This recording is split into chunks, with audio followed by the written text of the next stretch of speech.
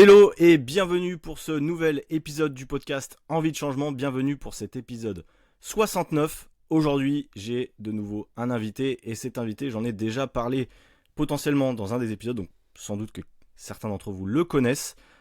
Cet invité, c'est aussi un podcasteur, un coach, vous allez le voir. C'est Quentin. Salut Quentin, comment vas-tu ? Yo, what's up? Ça va et toi? Ça va très bien. Vous allez voir, Quentin, il fait du franglais et c'est ça qu'on aime.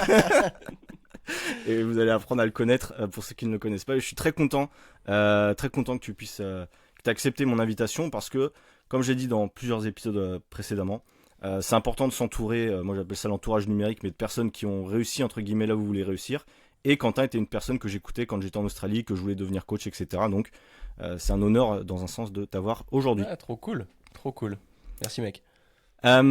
Pour ceux qui ne te connaîtraient pas, Quentin, alors tu as une histoire assez riche, forcément si on veut en apprendre davantage, on verra après, mais tu as ton podcast évidemment, où il y a combien d'épisodes d'ailleurs ?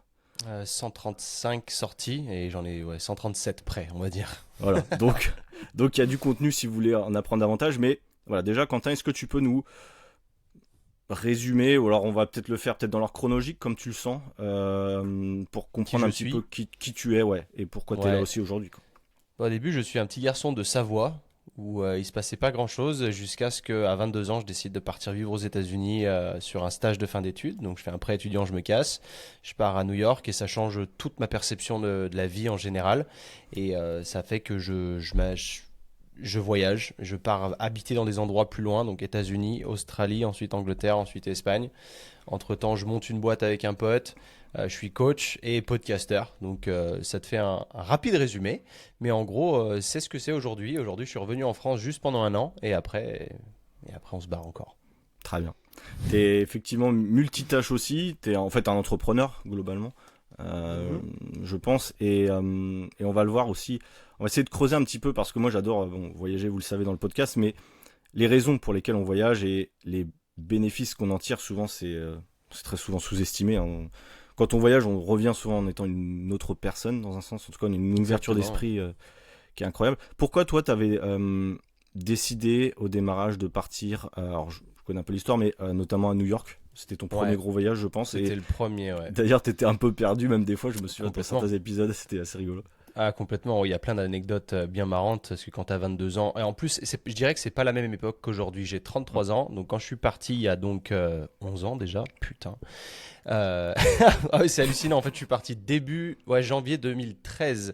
Ouais. Et c'est une différente époque dans le sens où aujourd'hui, tu vois, j'en parlais avec Alex Viseo justement la semaine dernière. Aujourd'hui, partir à l'étranger, c'est simple. Tu as accès à tout. Tu as les réseaux sociaux, tu as WhatsApp, tu as tout ce que tu veux. Donc, tu n'es pas perdu. Tu peux visiter une ville avant même de l'avoir vue. Tu sais tout. Les gens qui sont partis il y a 10, 20, 30 ans, au plus tu retournes dans le passé, au plus c'était dur. Et moi, j'ai surtout le souvenir de quand j'avais 8-9 ans, mon père faisait des allers-retours Los Angeles, France, parce que lui voulait devenir acteur là-bas. Ouais. Mais à cette époque-là, c'était encore plus dur. Je veux dire, quand lui partait à Los Angeles, j'avais zéro nouvelle pendant 2-3 mois. Donc, c'était un autre monde. Il m'appelait de cabine téléphonique avec des cartes prépayées. Enfin, c'était vraiment un autre niveau et c'était très cher en plus d'appeler internationalement. Il n'y avait pas Internet, donc rien à voir. Et c'est pour ça que j'ai le plus grand respect pour mon père et les gens qui se sont bougés le cul à cette époque-là. Et il m'a donné un petit peu ce feu de fais-le toi aussi. Donc pour moi, ça a été un peu plus facile que lui. Je suis parti, mais entre-temps, c'est vrai que, bon, parenthèse, il est décédé quand j'avais 13 ans, donc j'ai pas pu suivre son histoire à fond comme j'aurais aimé. Du coup, j'ai un peu récupéré le flambeau et en avant, moi aussi, je veux tenter le truc. Et c'est là où je me suis dit, j'ai un stage de fin d'études à faire, je suis en bac plus 3, je dois forcément aller à l'étranger. Donc la plupart des gens cherchaient, ils allaient à droite à gauche, genre la Suisse, l'Angleterre, les trucs vraiment très proches. Et je me suis dit, c'est l'opportunité pour moi de enfin aller mettre un pied aux États-Unis.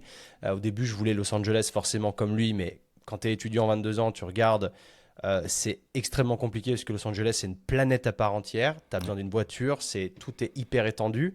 J'ai pensé à la Floride, Miami, c'est un peu le même délire, un peu plus petit, mais quand même très étendu. Et je me suis dit, tu es étudiant, mec, il faut que tu te balades en métro, il faut que tout soit convenient, enfin pratique, tu vois. Et je choisis New York City, du coup, qui n'est pas la moins chère, mais c'était la plus abordable, en tout cas en tant qu'étudiant. Et c'est comme ça que je suis parti la toute première fois, vraiment avec ma bite et mon couteau et un pré-étudiant, quoi. Et t'as eu une belle anecdote, je sais plus si c'était là ou si c'était ailleurs, où t'étais dans une chambre avec énormément de monde, c'était pas ça, où t'avais une Ouais. douille aussi un peu sur ça? Si, Ouais. bien sûr, ah, la douille, bah parfait. T'arrives au début, tu sais pas trop ce que c'est Airbnb, parce que c'était les débuts d'Airbnb en plus de ça, donc je cherchais une chambre. Et je trouve un truc sur Airbnb, il y a une photo, t'as juste deux lits. Donc t'as un lit superposé. Et je me dis, bah écoute, c'est pas trop cher, pas, au vu de mon budget, j'ai pas trop le choix. Ça coûtait genre $600 par mois.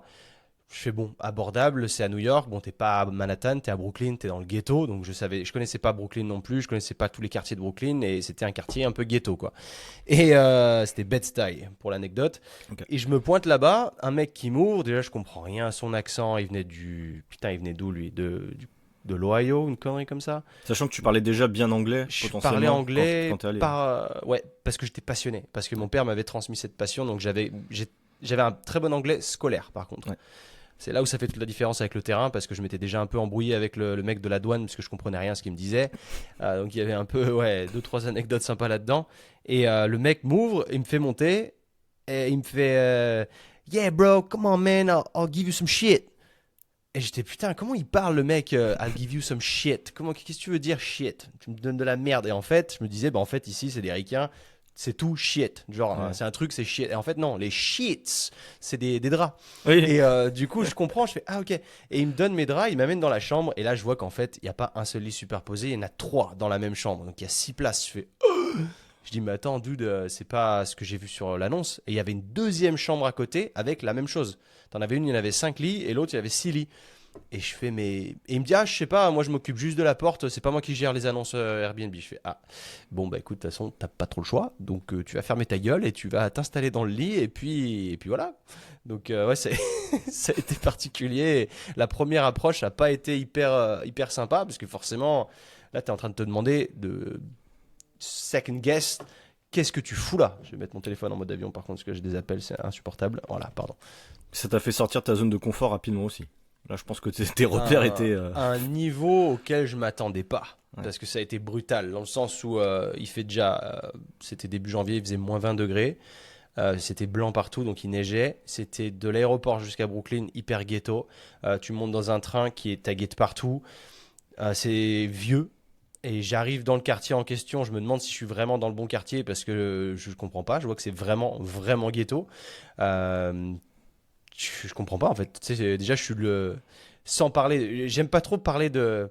Tu sais, de blanc ou noir, machin, parce que les gens tout de suite. Oh, il est raciste! Rien à voir, tu vois. C'est comme j'ai joué au foot américain, j'étais le seul blanc et c'était tous mes potes, tu vois. C'était incroyable. Mais là, genre, je sors de la bouche de métro, je suis le seul blanc. Réellement dans tout le quartier, tu vois. Ouais. Et forcément, bah, c'est un peu. Bah, il y a des différences. Donc, Bien sûr. est-ce que je suis au bon quartier? Je comprends pas trop. Je suis un peu perdu. Ça fait très ghetto. Est-ce que j'ai vraiment pris un truc dans le ghetto? Et oui, j'ai pris un truc dans le ghetto. Mais c'était hyper safe, en fait. Parce que personne t'embrouille là-bas. Ouais. Donc ouais, première arrivée. Pourquoi t'étais donc c'était pour tes études, c'est ça que t'es parti Ouais. tu devais faire un stage, c'est ça? Alors ouais, je devais faire un stage. J'avais aucune piste. Au début, je tapais un peu dans l'événementiel, parce qu'il fallait forcément que ce soit des boîtes qui bossent un peu avec d'autres pays, sans quoi ça fonctionnait pas, parce que j'étais en études de développement commercial international. Ok. Et j'avais trouvé un peu d'événementiel sur Miami, après ça m'avait pas trop répondu, après j'ai trouvé l'événementiel à New York, ils m'avaient validé le stage, et après ils m'ont ghosté, donc j'ai pas compris, je fais bon bah ok. Je trouve un autre truc dans l'événementiel avec des spiritueux, plein de. En fait, j'avais pas compris ce qu'ils faisaient eux. Mais ils me proposent une interview. Donc là, je me chauffe, en fait, je dis, bah, enfin, un entretien. Ouais. Ça me chauffe, je dis, bon, bah, écoute, le tout pour le tout. C'est là où je prends mon billet et que, en fait, je vais passer l'entretien sur place. J'avais rien d'autre. Je leur ramène une bouteille de Montbazillac, je me souviens, de France. Et en fait, je me pointe là-bas, je donne la bouteille au mec, ils sont tout contents. Et ils me racontent un truc, ouais, qu'est-ce qui t'a chauffé pour venir ici? Et en fait, je savais même pas quoi répondre. J'étais comme, ouais, bah, ça avait l'air bien votre truc. Je savais même pas ce qu'ils faisaient. Je m'étais à peine renseigné, et puis forcément, ils m'ont pas pris.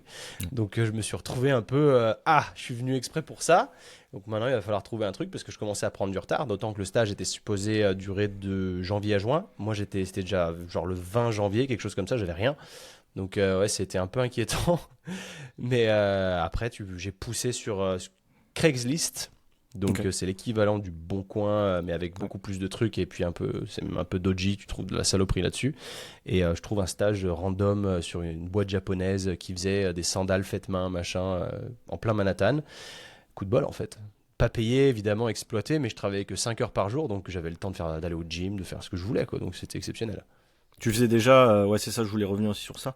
Au niveau du sport, Mm. à l'époque, qu'est-ce que tu faisais déjà? Donc, tu allais déjà au gym aussi, ça? Ouais, alors c'était tout récent. C'était Ok. donc 2013. Moi, le gym, j'ai commencé vers 2011. Ouais, parce que ce que j'ai fait, 2011, c'était l'année. Alors, non, je commence tout juste en 2010, je crois, parce que je me fais larguer, en fait. Ça a été Ok. simple. L'été 2010, ma meuf me tège au mois d'avril, quelque chose comme ça. 2 semaines après, elle se met avec un fils de riche. Et là, je prends la mort et je fais, ah, c'est pas possible. Il faut que je fasse quelque chose. Je faisais déjà des arts martiaux, mais je faisais pas de muscu. J'étais un Ok. gringalet, j'étais une brindille. Donc, t'as beau faire des arts martiaux, si t'as pas vraiment de force, tu vas pas taper très fort. Mm. Et je me suis mis à faire du street workout à cette époque-là. J'étais très inspiré par les Bar Stars, Ah oui. ouais, de New York justement, de Washington Heights. Des gars que, anecdote, je devais rencontrer, parce que je leur avais écrit sur Instagram. Et puis à l'époque, c'était tellement. Il n'y avait pas autant de monde sur Instagram. Donc Ouais. c'était facilement. Tu tombais facile dans les DM des mecs. Et il m'avait dit, ouais, viens nous voir, machin. Et j'avais pas pu le faire. Malheureusement, je me suis entraîné avec d'autres gars, mais c'était pas eux. Ouais. Euh, donc j'ai fait ça pendant 6 mois, un an. Après, j'ai attaqué le foot américain. Ok. Donc c'est là où je me suis mis réellement dedans parce qu'on avait un coach américain qui lui nous a mis sur tout de suite une préparation de l'université de Oregon, je crois à l'époque. Et donc en fait, moi j'ai jamais connu la musculation de base. J'ai jamais connu tu t'entraînes en, j'allais dire Basic Fit, mais il n'y en avait même pas à l'époque. Un gym standard avec des machines, je savais même pas ce que c'était parce que nous, ils nous entraînent direct dans une salle qui était réservée au club de rugby. Donc il y avait que des poids libres, des vélos, des trucs, des rameurs. Et en fait, on a attaqué direct squat, bench, deadlift, power clean, pull-ups, en fait, tout ce que je fais aujourd'hui. C'est ça. Et j'ai commencé comme ça. Et ça a été ma première approche, donc forcément je faisais n'importe quoi au début, mais ça a été, moi la muscu c'était ça. Au début Mm. c'était ça, et c'était, ben tu vas gonfler entre guillemets pour être un peu plus solide sur le terrain. Et quand je voyais que ça payait, à la fois je voyais des résultats qui arrivaient de manière esthétique, et là tu fais, oh putain, je m'attendais pas trop à ça, c'est cool. Ouais. Pourtant j'avais pas la meilleure des diètes, mais au début, le muscle tu le prends beaucoup plus facilement quand tu débutes de toute manière. Et derrière, je me sentais fort sur le terrain. J'arrivais à retourner des DB, tu vois, j'étais putain, c'est trop cool en fait. Et j'ai continué comme ça après. Ça a été mal lancé. Donc quand je suis allé aux US, je jouais pas encore aux US au foot américain, parce qu'au tout début, je cherchais pas les clubs, je savais même pas s'il y avait des clubs aux alentours. Je savais que, parce qu'aux US, c'est un peu particulier, tu peux aller au plus haut niveau NFL, mais il n'y avait pas 50 000 ligues après. C'était en gros, tu pouvais jouer en universitaire. Déjà, pour y aller, il fallait bonne chance. Et au-delà de ça, si tu ratais ton opportunité de jouer pro, c'était mort. Tu jouais plus jamais de ta vie en fait. Mm. Et je me suis aperçu qu'ils faisaient des ligues civiles après. Donc dans Brooklyn, j'ai joué chez les Brooklyn Kings. J'ai pas joué longtemps, j'ai joué 3-4 mois parce qu'après je repartais. Mais je faisais de la muscu du coup chez Planet Fitness. Ok. Et là, Planet Fitness, c'était 10 dollars le mois. Tu avais tous les lundis soirs les slices de pizza. Ou c'était le lundi ou le vendredi, je sais plus. Mais c'était marrant, c'était à mourir de rire. Enfin, 10 dollars par mois, c'était exceptionnel pour moi. Mais c'était des Ouais. gyms où il n'y avait pas de poids libre. Où c'était que forcément des pin-loaded machines. D'accord. Tu avais des blocs pour faire du street un peu. Mais c'est comme ça, je faisais ça du coup. Et je savais pas m'entraîner. Je testais un peu toutes les machines. C'était du pifomètre que je Comme faisais à tout le cette monde au époque. démarrage finalement. Ouais, Mais, mes séances faisaient 2 heures. Ça valait rien. Il n'y Mm. avait pas d'intensité, pas de force. Ouais, je Toi, t'es pompais un là peu quoi. quoi. Ouais, Mm. voilà, t'es là. Est-ce que j'ai une question sur ça? Est-ce que tu penses que si tu n'étais pas parti aux États-Unis au démarrage, est-ce que tu penses que en termes, alors déjà, je pense que la réponse est assez simple, mais est-ce que tu penses que tu serais coach aujourd'hui et est-ce que tu penses que là, parce qu'aujourd'hui ton coaching en ligne c'est la Lightweight Training Club, en gros c'est Ouais. des mouvements un peu plus fonctionnels. Est-ce que tu Ouais. penses que tu aurais réussi à avoir cette approche-là ou alors c'est le premier voyage à New York qui t'a déjà formaté un petit peu à ça? Alors le premier, c'est une bonne question, mais c'est plutôt vers l'Australie après Ouais, que j'ai ok. décliqué là-dessus. Mais à New York, il y a eu le déclic de je veux devenir coach. En effet, c'est arrivé là parce que c'était pas du tout dans mes plans au départ. Je Ok. savais pas ce que je faisais encore. J'étais en bac+3. J'avais potentiellement envie de faire un bac+5 parce qu'il y avait possibilité de faire des échanges universitaires avec des universités américaines. C'était un grand kiff. L'université de Chambéry, d'ailleurs, l'INSEC avait un échange, un partenariat avec Texas A&M, grosse université qui a un gros programme de football. Et je m'étais dit, putain, bon, je savais que jamais je pourrais jouer dans une université américaine de niveau D1 parce qu'il y a 3 divisions en NCAA. Ok. Niveau D3, j'aurais pu jouer, mais D1, c'était impossible. Et c'est le niveau vraiment que tu vois à la télé et tout, enfin, c'est incroyable.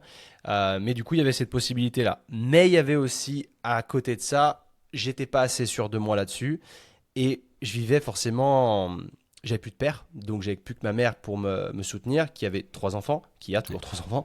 Et du coup, je voulais pas être un fardeau. Je voulais pas, parce que l'année, après, c'est passé à 10 000 € l'année. Et j'ai dit, ouais, non, laisse tomber. Je préfère, moi, me casser, faire mon truc tout seul et me démerder. Et du coup, pendant que j'étais à New York, c'est là où mes idées sont devenues un peu plus claires. J'avais une meilleure idée de qu'est-ce que j'allais faire plus tard. Et c'était parce que quand j'étais au gym, j'avais un physique qui se défendait déjà. J'avais une petite génétique pas dégueulasse. Et on me demandait déjà des conseils là-bas.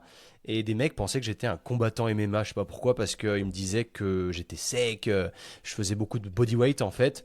Et c'est vrai que pour eux, les mecs qui faisaient du street workout, bodyweight, c'est con à dire, c'est stéréotypé, mais c'était des blacks en fait. Et ces mecs-là du ghetto, c'était tous des blacks, il n'y avait pas de blanc avec eux. Et moi, j'étais un peu le seul blanc avec eux qui s'entraînait dans le même style, donc eux, stéréotypés aussi, ils se sont dit, ce mec, c'est un blanc, c'est un combattant MMA. Alors que pas du tout. Mais du coup, on me demandait de plus en plus de conseils. Okay. Et c'est là où je me suis dit, putain, c'est cool. Et même dans le Airbnb où je restais, donc il y avait forcément 15 000 personnes tout le temps, personne qui faisait de la muscu. Donc on me demandait sans arrêt des conseils là-bas dedans. Okay. Et en fait, le mec qui tenait le Airbnb, qui aujourd'hui, anecdote sympa, a genre 2 millions d'abonnés sur YouTube, il a explosé. Il a fait monter un projet qui s'appelle Ghost Town Living.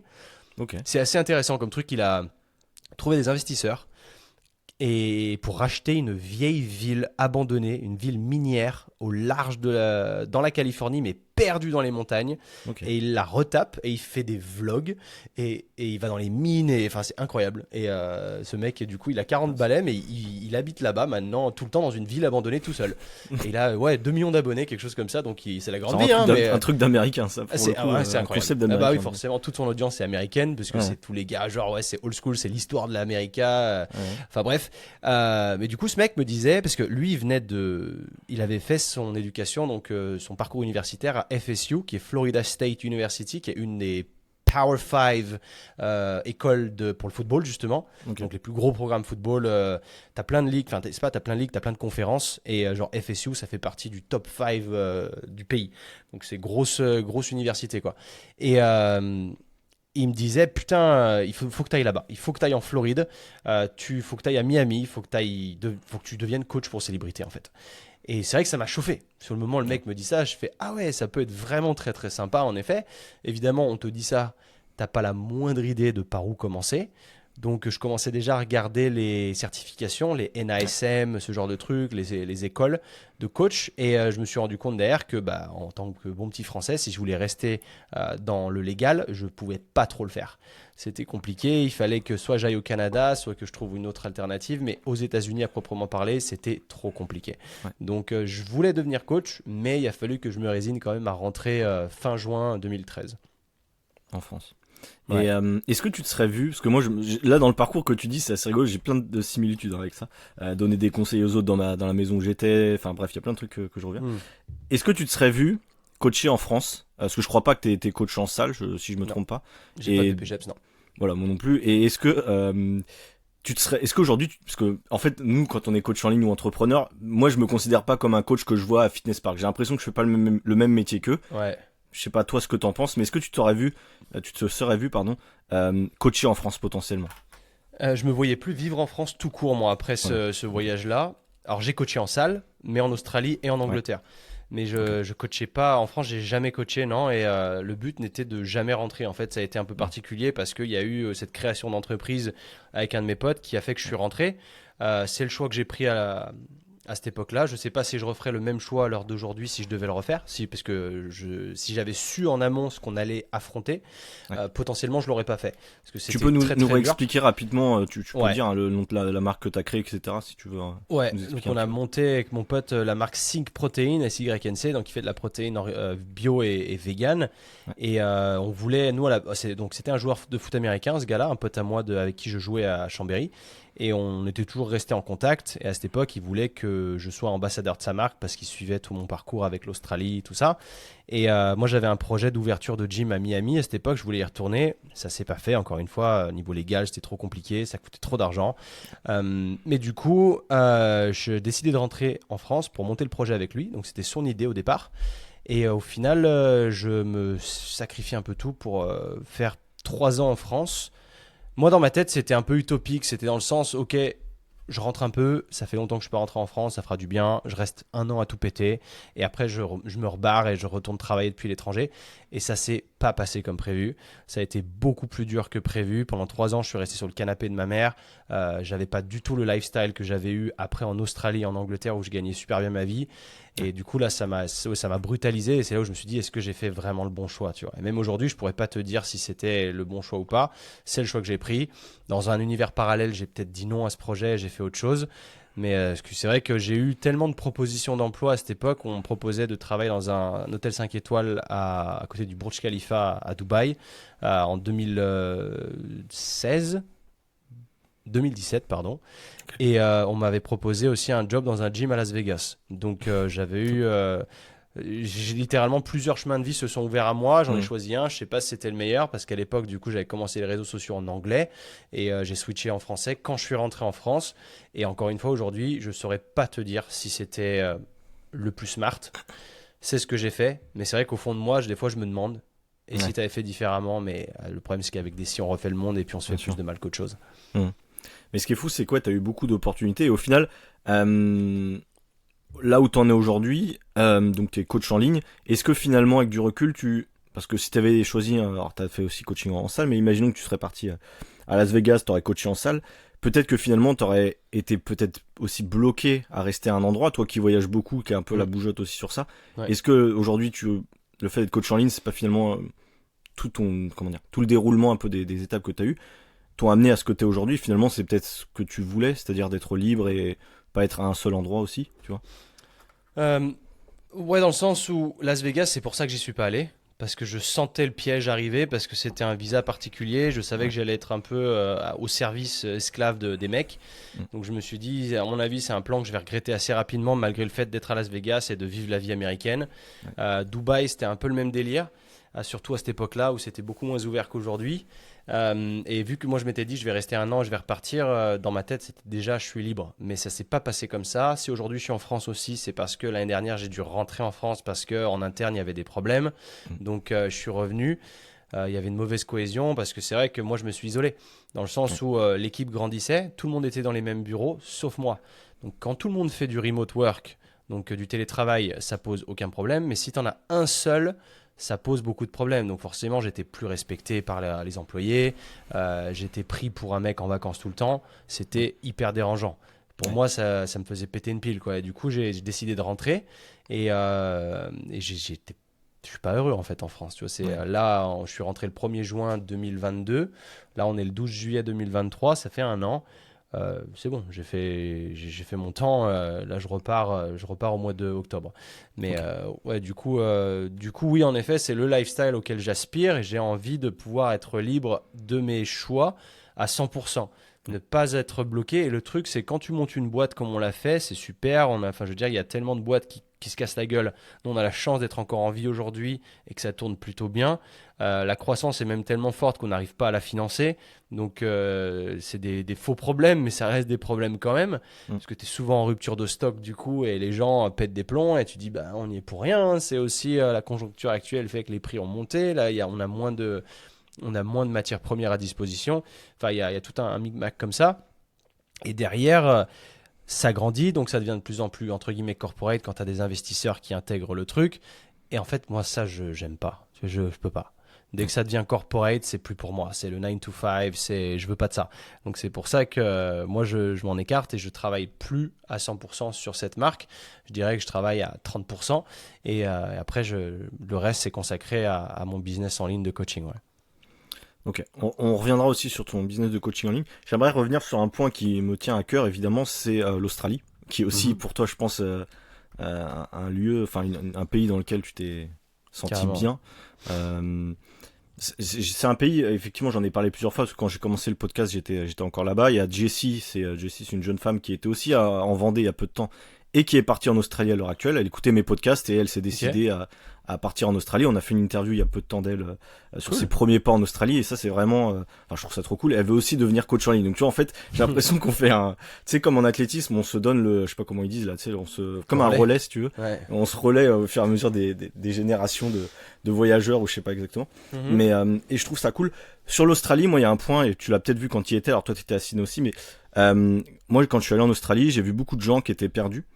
Beaucoup de backpackers qui étaient un peu sans ambition, et comme en fait beaucoup quand on arrive, moi aussi quand je suis arrivé la première année je savais pas ce que je voulais faire.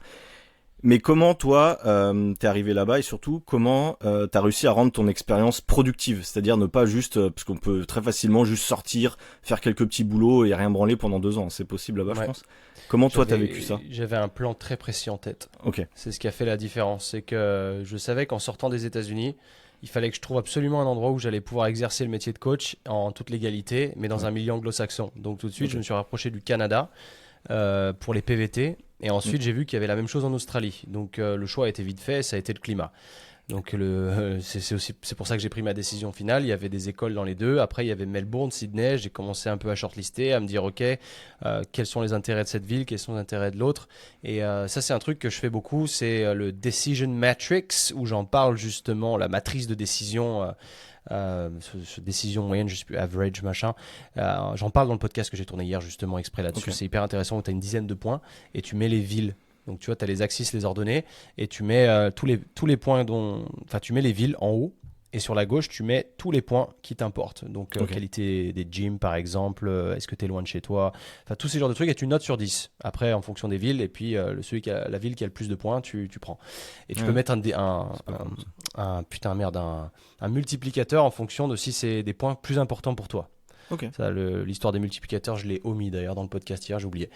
C'est pas très grave. Mais du coup, j'ai fini par choisir Sydney, mais du coup, il fallait que je trouve absolument vite l'école. Je trouve l'école, je me démerde pour déjà m'inscrire, savoir quand ça commence, arriver à voir. J'avais 10 jours de buffer quand je suis arrivé. Donc j'avais 3 jours de Airbnb, il fallait que je trouve un appart direct dans la foulée, et 10 jours après je commençais les cours. Donc j'ai pas perdu une seconde. Ça a été très très rapide, donc je trouve un appart très vite, donc très cool. Avec le coloc que tu as interviewé aussi dans un des podcasts. Non, c'était pas lui à l'époque. Il y a une anecdote sympa avec lui, c'est comment je le rencontre justement, parce que lui c'est un Australien.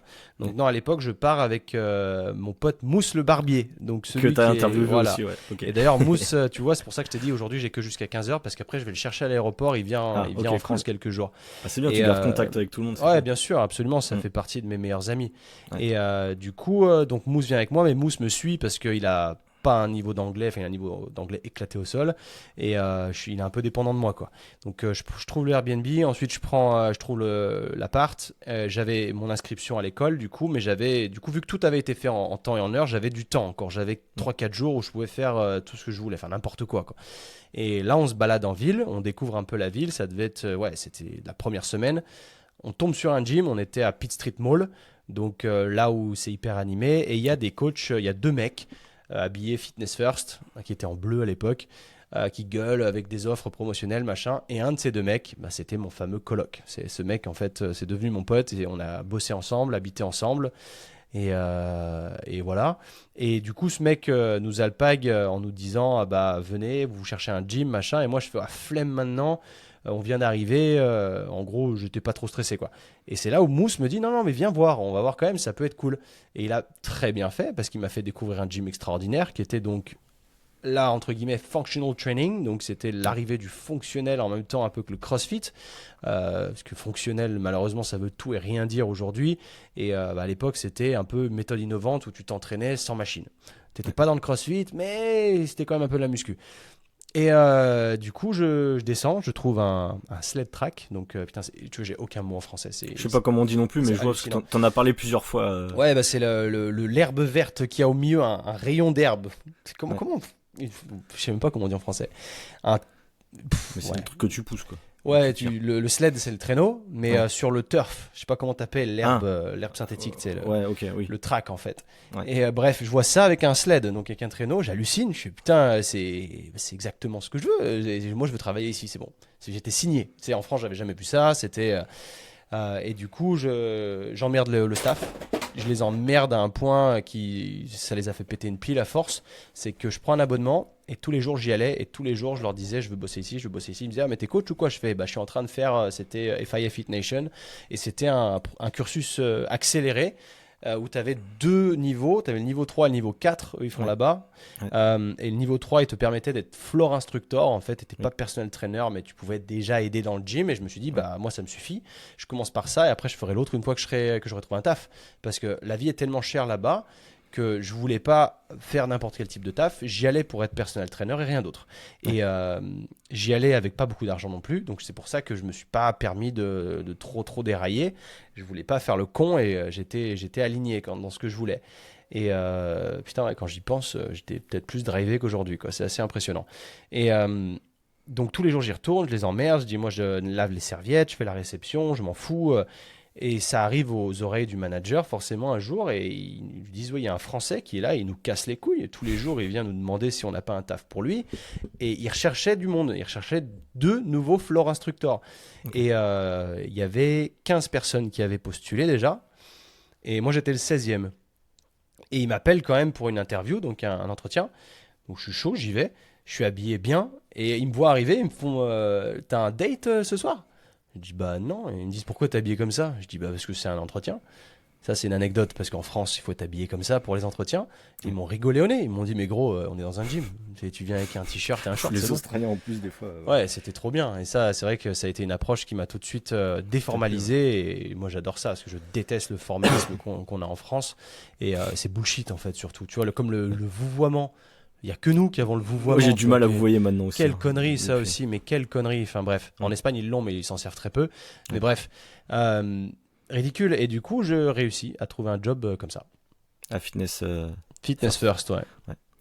Et d'ailleurs, je crois que tu étais retourné dans ce fameux gym et je crois qu'il avait changé, c'est ça? Tout changé. Ouais, changé hein. Parce que tu es retourné à Sydney combien de temps? 10 ans après, c'est ça? Non. 7 ans. 7 ans après. Ouais. Tu as dû voir l'évolution parce que c'est quand même des villes qui se développent pas mal, j'imagine en... Enfin, Sydney encore, mais... ouais. Alors la ville a pas trop changé. Maintenant, t'as un tramway qui traverse la ville. Avant, il y avait pas.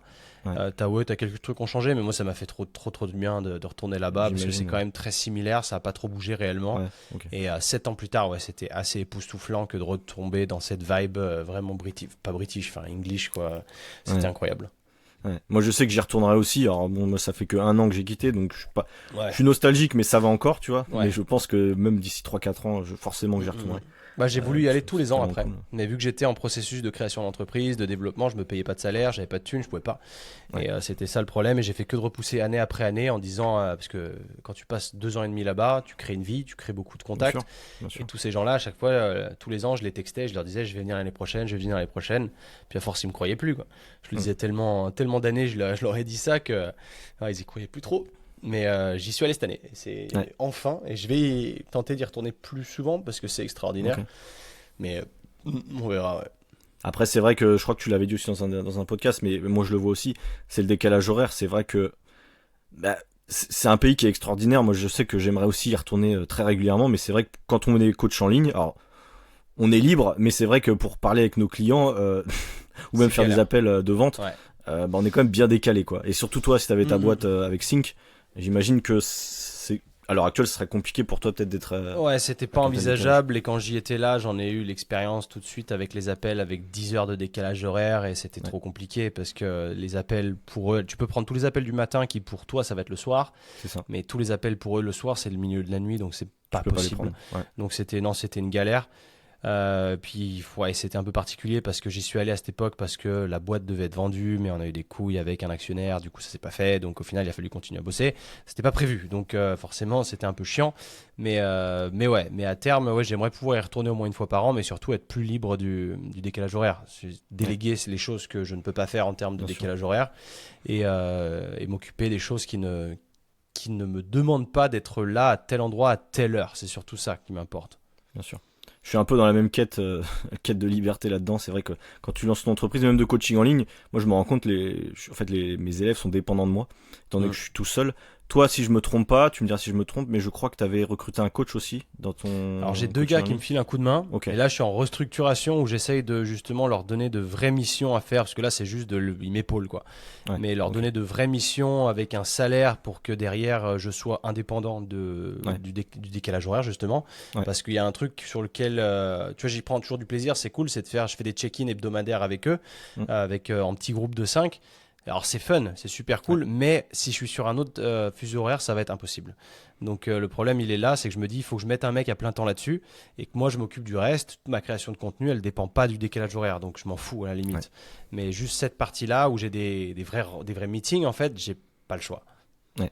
Ouais, c'est vrai que moi, quand j'ai lancé mon activité en ligne, j'étais en Australie, donc, et c'est vrai que j'ai pris l'habitude, si tu veux, de faire par exemple tous mes rendez-vous. J'ai jamais fait de rendez-vous le soir, tu vois, en France en fait, parce que d'habitude, Ouais. voilà, avec l'Australie, j'avais pas le choix. Mais c'est vrai que je bossais jusqu'à 22h tous les soirs en semaine quand j'étais en Australie, Mm. et c'était chiant parce que je faisais mes cours aussi, comme toi, de personal trainer, etc. Le matin, enfin bref, c'était un rythme qui était un peu embêtant. Mais bref, on peut effectivement s'adapter, et je pense que le fait de déléguer, moi aussi, je pense à ça en ce moment. C'est la clé, il n'y a pas le choix à un moment. Mm. Si on veut être encore plus libre de ce que l'on Et fait. toi, c'est quand tu étais important. en Australie, pardon, tu visais déjà les Français. Ouais, je me suis aussi posé la question comme toi. Ouais, ok. Mais sauf que mon niveau d'anglais était très très moyen. Moi, quand je suis parti en Australie, je parlais vraiment scolaire, mais genre niveau 3ème, quoi. Ok. Donc j'ai la première année où j'étais juste en PVT, si tu veux, j'étais Mm. juste en mode je parlais avec tout le monde, mais j'avais pas du tout de projet d'être coach. C'est la deuxième année où j'ai dû prendre un visa étudiant, et là où je me suis orienté vers le personal training. Donc effectivement, après, je me suis dit, est-ce que je prends la facilité à à communiquer en français, ou est-ce que je me challenge plus en parlant en anglais? Mm. Je me suis dit, faire des appels de vente en anglais, vu mon niveau, déjà qu'en français, quand tu commences, tu sais ce que c'est pas évident. Ouais, bien Pour sûr. expliquer ton programme, et voilà, enfin, c'est pas évident.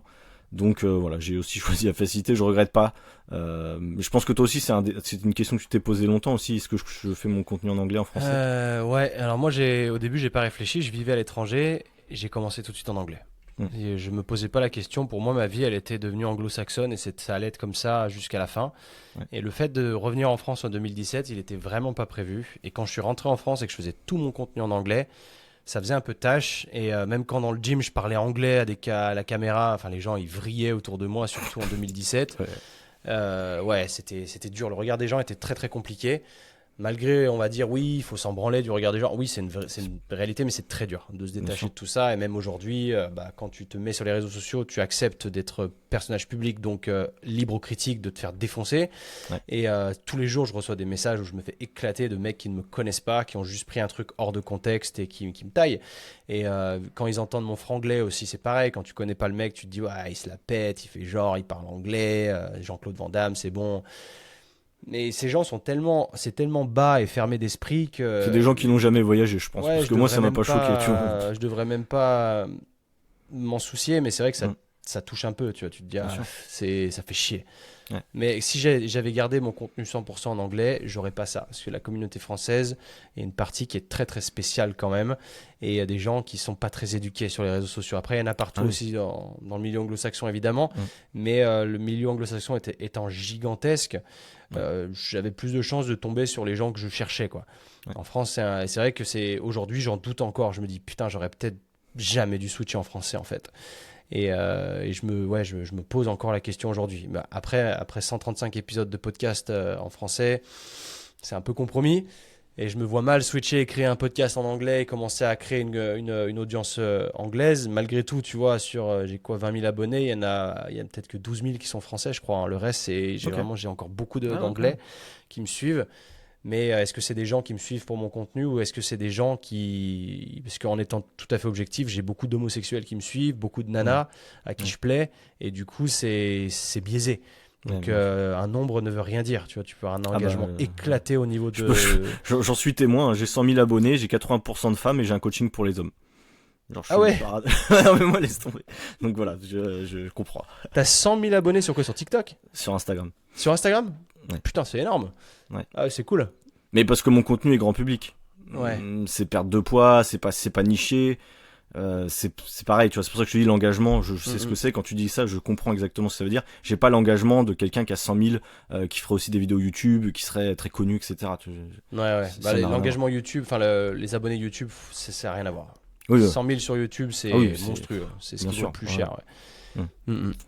Donc ouais. Et aussi, je voulais revenir sur un point, c'est parce que toi, donc, tu as développé ton coaching en ligne, mais c'est spécifique, ton coaching aussi en ligne, et c'est aussi peut-être pour ça que tu te posais la question, est-ce que le public français ou francophone est dédié à ça, parce que est prêt à ça, ouais. est prêt à ça, parce que ton approche, elle est quand même, moi je la comprends et je trouve qu'elle est intéressante, mais est-ce qu'elle est vraiment faite, tu pourras peut-être nous expliquer un petit peu ce que c'est, pour des débutants, peut-être, ou peut-être plus justement pour des gens intermédiaires avancés, cette approche-là? Alors, en étant débutant, tu peux y arriver déjà, parce que j'ai commencé étant débutant aussi en utilisant cette méthode, mais tu as simplement de l'adaptation à faire. Et en vrai, c'est pas si compliqué que ça, hein. C'est tu tries en pattern de mouvement. Quand tu sais qu'un tirage vertical, c'est soit tu tires sur le câble verticalement, soit tu fais une traction, c'est la même chose.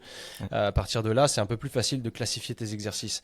Mais aujourd'hui, c'était le vocabulaire que j'employais qui était plus compliqué. Je m'en suis rendu compte. C'est qu'aujourd'hui, quand on me demande ce que je fais, je dis que c'est un mix entre de la muscu et du crossfit, quoi. Et les gens disent ah ouais, ok. Alors qu'avant, je disais, ouais, bah, c'est de l'entraînement hybride, fonctionnel, machin. Ils disaient, ouais, je vois pas du tout ce que c'est. Et sûr que quand tu es à l'étranger, je m'inspire beaucoup de comptes anglais, en Angleterre, qui eux parlent de functional fitness, tu vois, et tout le monde sait ce que c'est.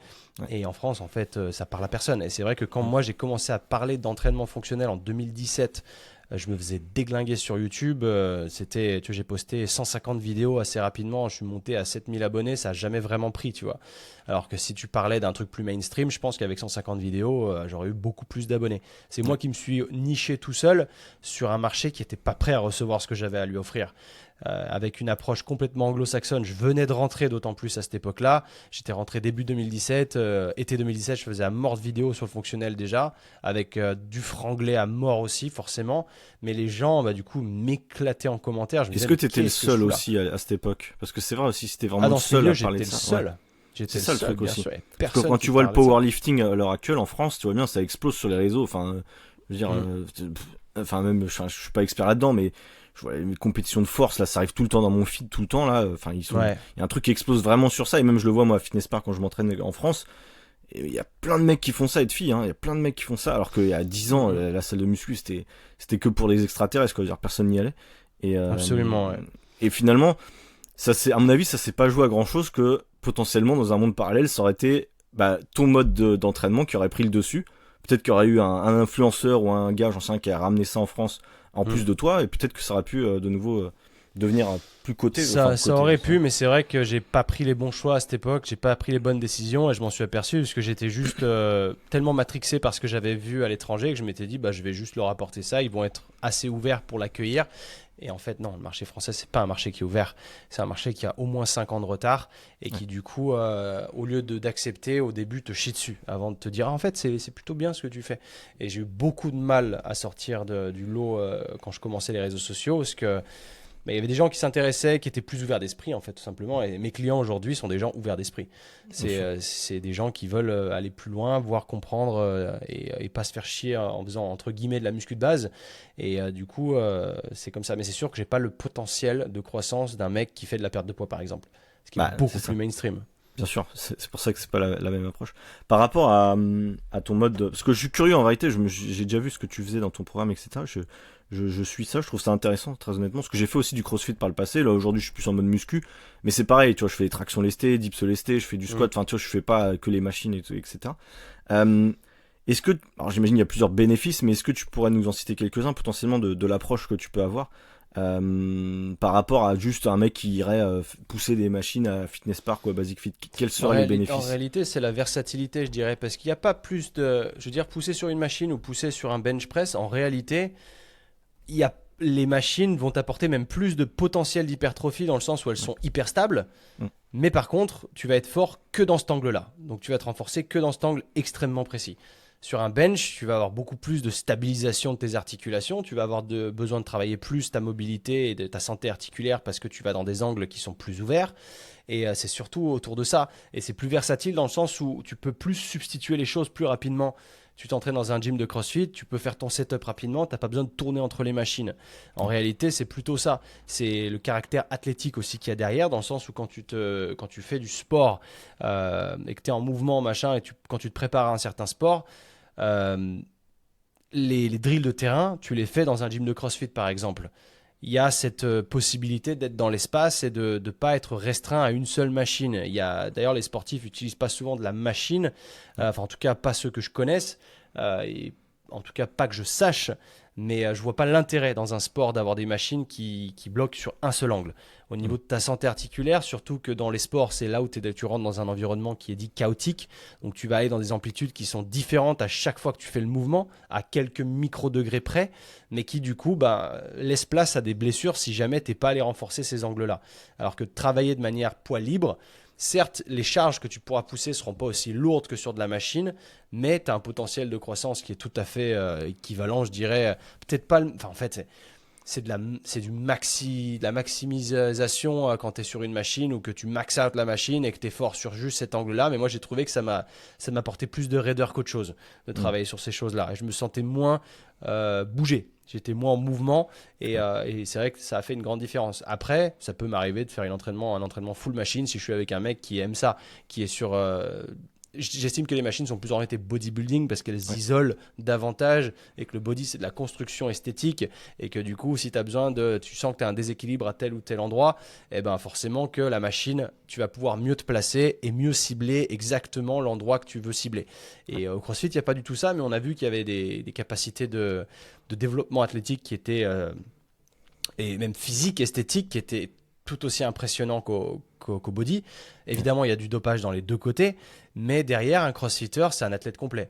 C'est un mec qui, du coup, sait nager, sauter, courir, alors qu'un mec, un body qui s'entraîne sur des machines, les machines ne te permettront pas de développer tes capacités athlétiques, quoi. Et pour moi, c'est un mélange de tout ça. C'est pour ça que j'appelle pas ça du crossfit, mais en vrai, cross et fit, c'est la même chose. C'est du cross-training, c'est juste que c'est une marque déposée. C'est le croisement de différents entraînements où tu as l'haltéro, la muscu et l'endurance, en fait, le cardio. Et c'est aussi simple que ça. Et la gymnastique pour le crossfit. Mais moi, je fais un blend de tout ça. C'est simplement, j'appelle pas ça du crossfit parce que je fais pas... L'haltéro, je fais que du power clean parce que je trouve que c'est le plus cool pour décupler l'explosivité verticale.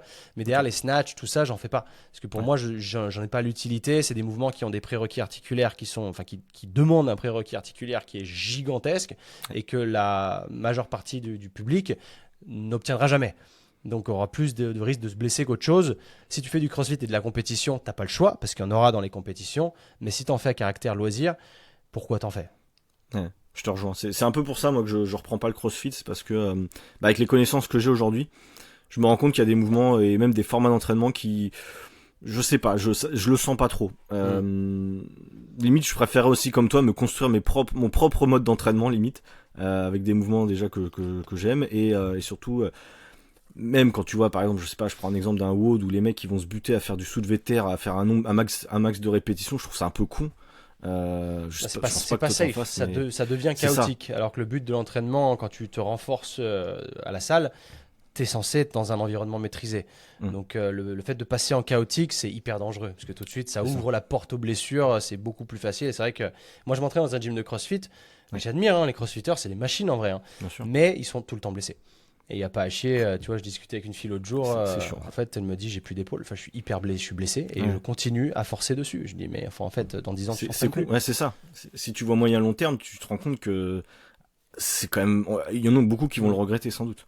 Ouais, tu seras très vite limité à cause de ça. Et c'est pour ça que je préfère apporter une approche qui est entre les deux, en fait, où tu es safe, mais tu fais des trucs entre guillemets cool qui vont te permettre de décupler ton athlétisme, mais qui vont te permettre de bien vieillir parce que tu seras en forme et que tu sauras courir, tu sauras sprinter, tu seras bon sur tes appuis, tout ça que tu n'auras pas forcément sur une machine.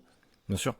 Ouais, je te rejoins complètement. C'est vrai que moi, je sais même avec mes élèves, j'essaie de mixer un peu les plaisirs sur ça. Mais c'est vrai que quand t'es débutant et surtout quand t'es coach en ligne, l'avantage quand même sur quelqu'un qui a jamais fait de sport de sa vie, limite la machine, on limite un petit peu les risques. Quoique, il y a beaucoup de machines, je pense que tu le sais, qui sont déjà mal foutues et même qui sont mal utilisées. Je veux dire, même des machines aussi simples que j'en sais rien. Qu'est-ce que je pourrais te dire comme machine Non, mais en tout cas, tu soulèves un bon point sur le fait de dire qu'il y a plein de machines qui c'est de la merde. Ah oui. C'est une réalité. Moi, il y a des gyms où je vais, les machines sont extraordinaires, je m'en sers.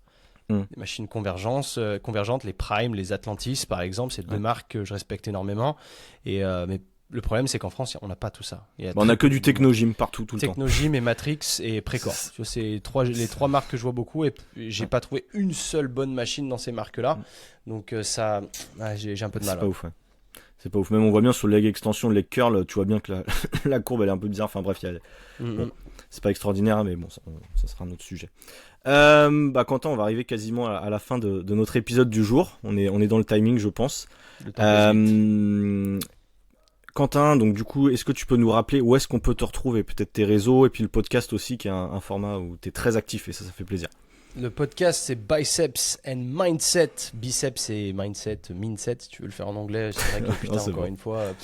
J'ai déjà fait un épisode en anglais. Normalement, ils savent un petit peu parler anglais. Tu l'as fait, ouais, cool. Ouais, j'ai essayé une fois. Je fais en effet quelques épisodes en anglais. Sur 135, il y en a peut-être 6-7 qui sont en anglais. Il y en a un qui est le dernier qui est sorti, celui qui est sorti hier en l'occurrence, il est en anglais. Il est avec mon coloc australien justement qui parle. Mais ils sont facilement compréhensibles, je trouve. Enfin. Tu parles, mais je crois que tu faisais un effort généralement aussi pour que ce soit un peu près compréhensible pour les gens. Après, c'est mon interlocuteur qui est australien où c'est un peu plus compliqué, mais ouais. Parce que moi, j'ai pas d'accent français, mais j'essaye d'être facile à comprendre quand je parle. Ça. Et puis après, Quentin Randis, tout attaché sur Instagram en l'occurrence.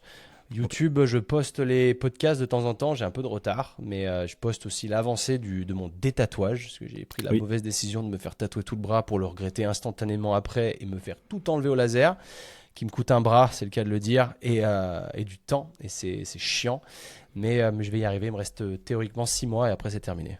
Et je crois que t'es pas le seul parce que j'ai regardé ta chaîne juste avant, et je crois que t'avais plus de 1200, 1300 vues sur cette vidéo-là. Plus que certaines, donc je pense qu'il y a beaucoup de personnes qui sont dans le même cas de figure que toi. Ouais, ça fait plus de vues. Bon, après, c'est des formats plus courts parce que le reste, c'est des formats longs, donc forcément, ça attire moins de monde.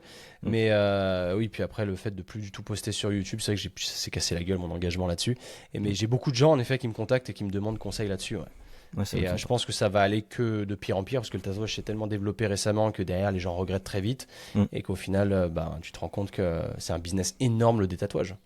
Ouais, carrément. Bon, de toute façon, t'en parlais dans certains épisodes de podcast, les raisons, pourquoi, comment, etc. Je sais que t'en as parlé plusieurs fois, donc ça, c'est cool si vous voulez rejoindre Quentin dans son podcast, donc Biceps and Mindset, toutes les semaines quasiment. Surtout en ce moment, je crois que t'es vachement régulier. Alors, c'est pas toutes les semaines quasiment, c'est toutes les semaines. Toutes les semaines. Et mais bon, j'espère que je vais tenir. Mais il y a un moment où c'est vrai que je m'essouffle un peu parce que je fais tous mes épisodes tout seul. C'est vrai que c'est pas évident. C'est chaud, hein. Mais là j'ai que 2 épisodes d'avance, donc jusqu'au 137. Donc il y a des épisodes planifiés jusqu'à fin juillet. Il faut que je continue continue la cravache. Tu vois, là, vendredi, je pars à Amsterdam. Cool. Je vais chez mon pote Marius avec mon pote Louis de Londres. Donc je pense qu'il y aura un épisode qui se tournera à 3. On va rigoler un peu. J'ai jamais fait d'épisode à 3. Mais il y a moyen de faire un truc cool.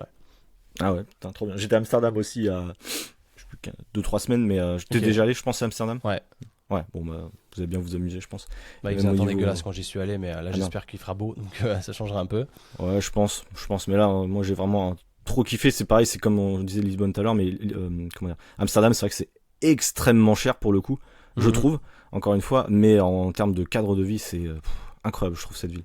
Enfin, en tout cas, l'été. Moi, le climat, je peux pas. Ces pays-là, c'est impossible. Quand j'y mais tu vas du mois de juin au mois de septembre, c'est nickel. Après, c'est sûr. Ouais, ça fait 4 mois, quoi. Oui, voilà, on est d'accord. Mais il y a peu d'endroits dans le monde, mis à part l'Australie ou le sud de la France, ou peut-être en Espagne, ou peut-être à Valence avant, où il fait beau quasiment tout le temps, finalement. L'Espagne, là, à la fin de l'année, tu vois, je retourne en Espagne et ça va faire du bien. J'y vais 6 mois et j'y vais pour ces raisons-là. Je vais passer un hiver terrible. T'as bien raison. Ça roule. Écoute, merci beaucoup à toi et merci à tous de nous avoir écoutés. Je vous souhaite un très bon début de journée ou fin de journée et on se retrouve la semaine prochaine si tout va bien. Salut à tous. Salut Quentin. Ciao. Ciao.